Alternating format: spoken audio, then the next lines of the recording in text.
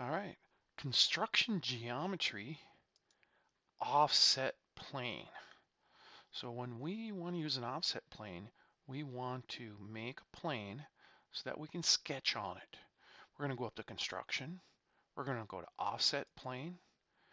I'm going to come down here and let's just select on an existing plane or planar surface or sketch profile.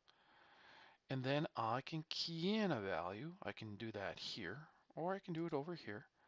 I'll come in here and I'll put 30 millimeters in, and I can say OK. And it's created this plane.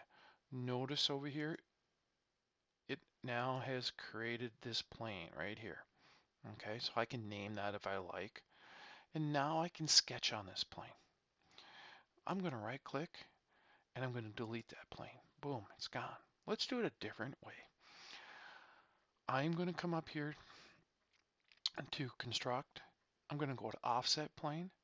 I'm going to pick on this plane over here. But instead of doing it a set distance, I'm going to go over here and go to an object. Now, I need to select a vertex or a sketch point. I'm going to pick on this vertex. Boom, and it brought out this new sketch plane to be at this position of this vertex.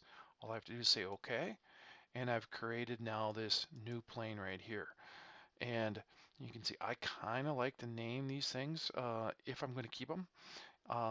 And so, you could come out here and say it's the frame edge plane or whatever. And so both are very handy. You'll find out that you tend to use this offset plane if you know how far you want something to be sketched off of an existing object.